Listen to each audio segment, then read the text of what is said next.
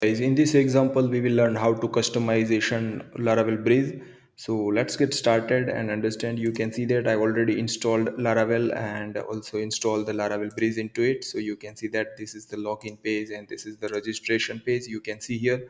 If you don't know how to install Laravel Breeze, then I already captured the few days ago video. You can see that. So you can follow this step and you can install in your Laravel application.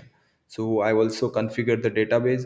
So now in the registration page, what we customization, instead of the name we will use first name and last name, and then we will also add the username and then log in with the username and password. Okay, so let me go here, and first of all let me change the migration. So I will simply refresh it. So if you are from the existing project, if you are going to change, then you can create the new migration. So here I'm going to do, simply I will say first underscore name, and then I will say last underscore name. Okay, simply column, and here I will say user name. Okay, and that will be unique, and email I don't keep the unique. Okay, simply save it, and I will simply refresh the migration. So let me clear it, and I will say php artisan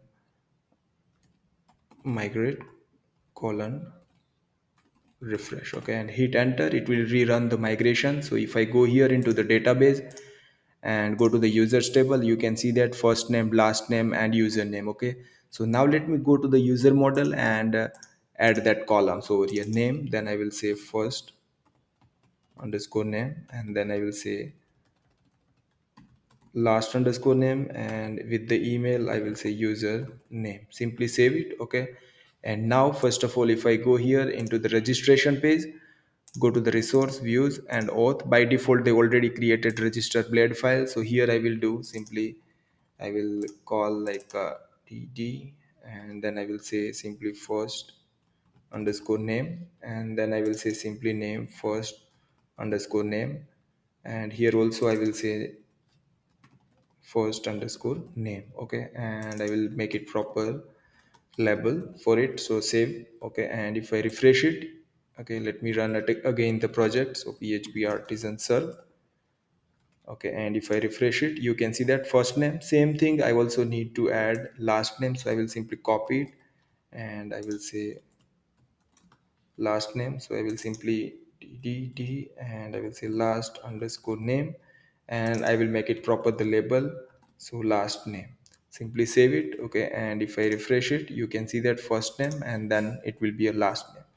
Okay, so you can see that same thing. Here is the email. I will copy this and paste it over here, and I will simply call email with the username. So I will say username. Okay, and here I will be make it proper label username, and here type will be the text. Save it. Okay, and hit refresh. You can see that we also added the username as well here. Okay, first name, last name, email, username, and password. Okay, now what we need to do, we just need to go to the controller. So if I go here into the auth controller, there is a registered user controller where you need to add the validation. So I will simply add, instead of the name, I will say first underscore name. Okay, I will just max keep. Okay, and here I will be add last name.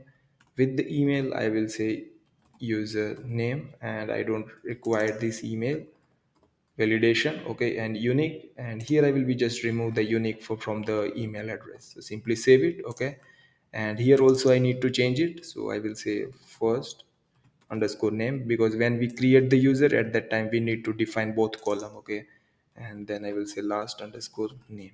Okay, simply save it, and same thing, let me add username. Okay, simply save it. Okay, now if I click on registration, let me add Hardik Savani, and I will add Savani at the rate gmail.com, and